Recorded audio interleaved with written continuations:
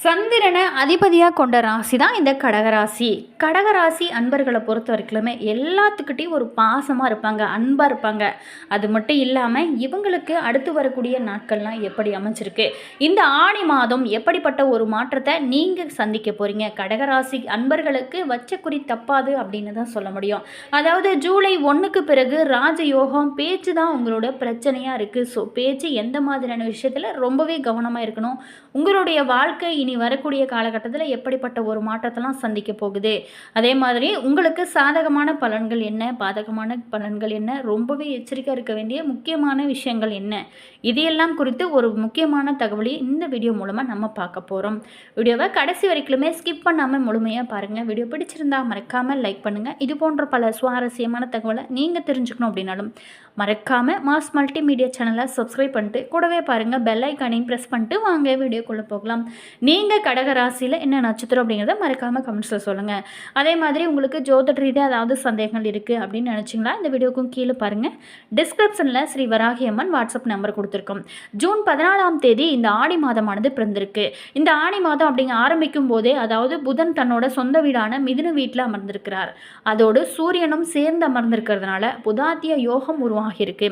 செவ்வாய் பகவான் ஆட்சி பலம் பெற்றிருக்கக்கூடிய நிலையில் இந்த மாதமானது துவங்கியிருக்கு. குரு சுக்கிரன் கடக வீட்டில் அமர்ந்திருக்கிறாங்க. மேலுமே மகர வீட்டுக்கு குரு சுக்கிரன் பார்க்குறாங்க. கும்பத்தில் ராகு, மீனத்தில் சனி பகவான் இருக்கிறாங்க. ஜூன் 22ஆம் தேதி புதன் கடகத்தை நோக்கி வந்து குரு சுக்கிரன் புதன் இணைய போகிறது. அதாவது 20ஆம் தேதியே செவ்வாய் 7ஆம் வீட்டில் பார்வையை விருச்சகத்துக்கு கொடுக்க போகிறார்.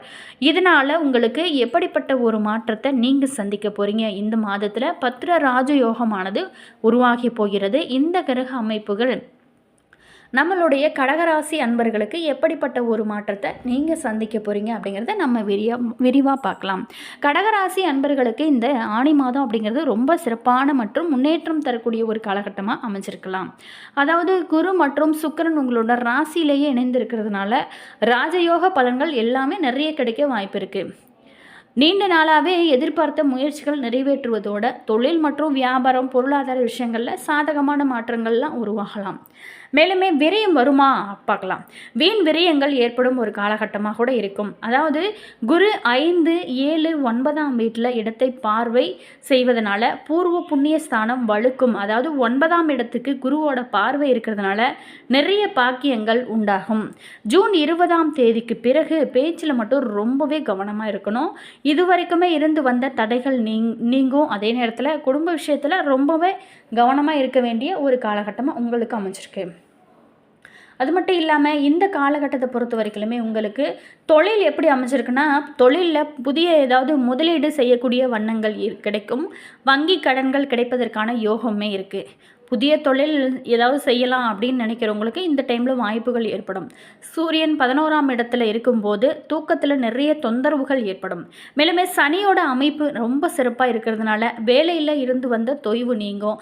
அதே சமயம் வேலை பளுமே அதிகரிக்கக்கூடிய சூழல்கள் உருவாகும். அது மட்டும் இல்லாமல் இந்த காலகட்டத்தில் ரொம்பவே பேச்சில் கவனமாக இருக்கணும்.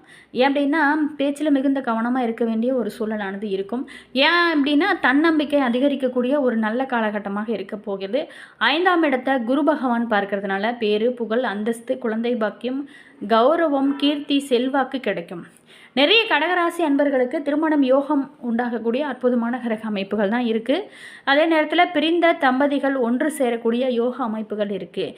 கணவன் மனைவிக்குள்ள அந்யோன்யம் அதிகரிக்கும் வகையில் தான் உங்களுக்கு கிரக நிலைகள் அமைஞ்சிருக்கு. அது மட்டும் இல்லாமல் இந்த காலகட்டத்தை பொறுத்த வரைக்கும் நம்மளுடைய கடகராசி அன்பர்களுக்கு இந்த ஆணி மாதம் ரொம்ப சிறப்பான பலன்களை தர இருக்குது. தொழில் ஸ்தானாதிபதி லாபஸ்தானத்துக்கு வர்றதுனால எதிர்பார்த்த தனவரவு, தொழிலில் வளர்ச்சி, நீண்ட நாள் ஆசைகள் நிறைவேறக்கூடிய அற்புதமான யோகம் இது எல்லாமே இருக்குது. மேலுமே இந்த காலகட்டத்தை பொறுத்த வரைக்குமே நீங்கள் முடிஞ்ச வரைக்கும் அடுத்தவங்களுக்கு ஏதாவது உதவி பண்ணுங்கள். அது உங்களுக்கு ரொம்ப புண்ணியத்தை உங்களோட வாழ்க்கையில் கொடுக்கும். அடுத்ததாக கடகராசி புனர்பூசம் 4ஆம் பாதத்தில் பிறந்தவங்களுக்கு இந்த காலகட்டம் எப்படி அமைஞ்சிருக்கு, எதிர்வருவதை முன்னதாகவே அறிந்து அதற்கேற்று செயல்படக்கூடிய உங்களுக்கு பிறக்கக்கூடிய இந்த ஆணி மாதம் அப்படிங்கிறது பல நன்மையான மாதமாக தான் அமைச்சிருக்கு.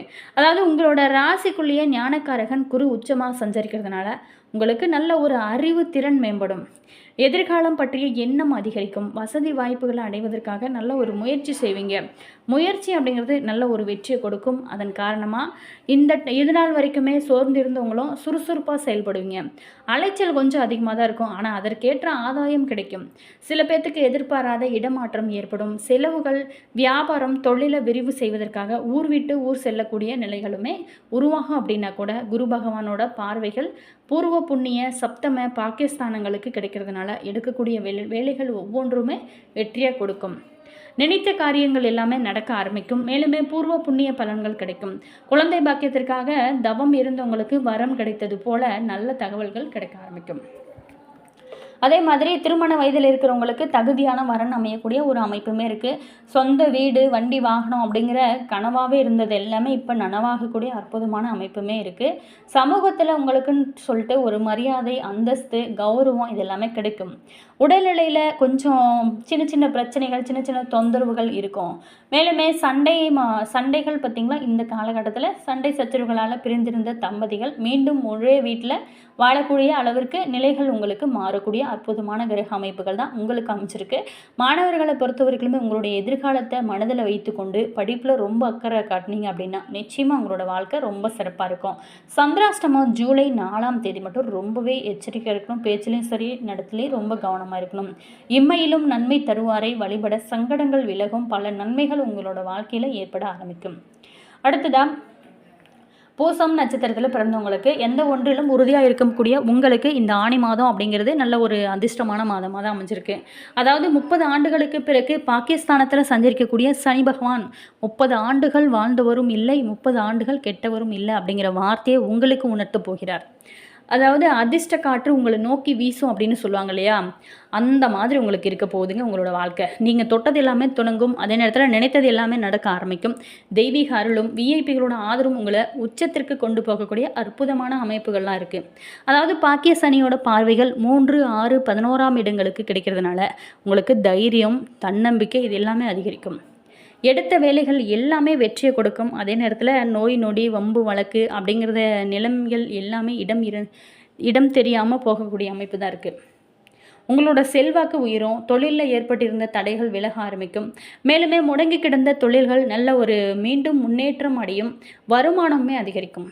உத்தியோகத்தை பொறுத்த வரைக்குமே ஏற்பட்டிருந்த பிரச்சனைகள் விலக ஆரம்பிக்கும். அரசியல் துறையில் இருக்கிறவங்களுக்கு செல்வாக்குமே அதிகரிக்கும் வகையில் தான் அமைச்சிருக்கு.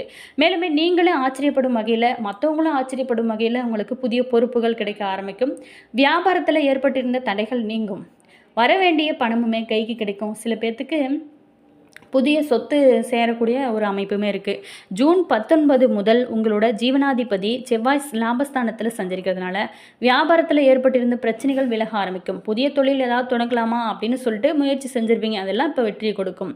உத்தியோகத்தில் இருக்கிறவங்களுக்கு ஏற்பட்டிருந்த வம்பு வழக்கு அப்படிங்கிற ஒரு நிலைமைகள்லாம் மாறி நல்ல ஒரு முடிவுக்கு வரக்கூடிய ஒரு காலகட்டமாக தான் அமைச்சிருக்கு. எதிர்பார்த்த இடமாற்றம், பதவி உயர்வு கிடைக்கும். வேலைக்காக முயற்சி மேற்கொள்கிறவங்களுக்கு நீங்கள் எதிர்பார்க்காத அளவுக்கு வேலைகள் கிடைக்கக்கூடிய வகையில் தான் உங்களுக்கு இந்த காலகட்டம் அமைச்சிருக்கு. அதே மாதிரி சந்திராஷ்டமம் ஜூலை 4, 5 ரொம்பவே எச்சரிக்கையாக இருக்க வேண்டிய ஒரு காலகட்டமாக உங்களுக்கு அமைச்சிருக்கு. வியாபாரத்தில் எதிர்பார்த்த ஆதாயம் கிடைக்கும். மாணவர்களுக்கு பொறுத்த வரைக்குமே படிப்பில் உங்களுக்கு அக்கறைகள் அதிகரிக்கும் வகையில் தான் இந்த காலகட்டம் உங்களுக்கு அமைச்சிருக்கு. அடுத்ததாக ஆயில்யம் நட்சத்திரத்தில் பிறந்தவங்களுக்கு இந்த காலகட்டத்தை பொறுத்த வரைக்குமே குழப்பத்திற்கு இடம் கொடுக்காமல் தெளிவோடு செயல்பட்டு வரக்கூடிய உங்களுக்கு இந்த ஆணி மாதம் அப்படிங்கிறது நல்ல ஒரு முன்னேற்றமான மாதமாக தான் அமைச்சிருக்கு.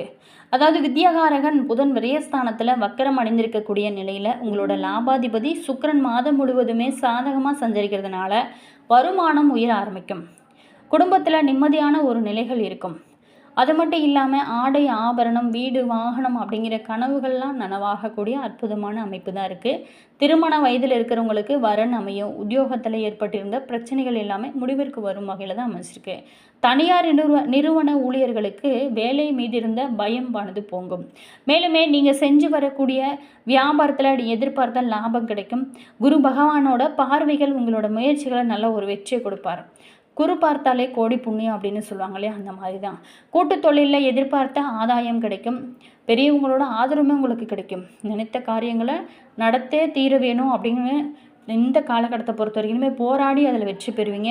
குடும்ப வாக்குஸ்தானத்தில் கேதுவும் அஷ்டமஸ்தானத்தில் ராகுவும் சஞ்சரிக்கிறதுனால கொஞ்சம் வார்த்தைகளில் மட்டும் ஒரு முறைக்கு பல முறை யோசித்து பேசுங்க. இதில் மட்டும் நிதானம் தேவை. இந்த காலகட்டத்தை பொறுத்த வரைக்குமே குடும்பத்தினரோட ஆலோசனையை ஏற்பது, அனுசரித்து செல்வது, இது எல்லாமே உங்களுக்கு நல்ல ஒரு நன்மையை கொடுக்கும். அதே மாதிரி தவறான நபர்களை நம்பி எந்த ஒரு விதமான முயற்சியிலும் இந்த காலகட்டத்தில் ஈடுபட வேணாம். சட்டத்திற்கு புறம்பான செயல்கள் சங்கடத்தை உங்களுக்கு ஏற்படுத்தும் அப்படிங்கிறது அவங்க வழியாக நீங்கள் உணரக்கூடிய ஒரு நிலைகள் உருவாகும் அப்படிங்கிறத மனதில் வைத்து நீங்கள் செயல்பட்டீங்க அப்படின்னா நல்ல ஒரு முன்னேற்றம் தான். தேங்க்யூ.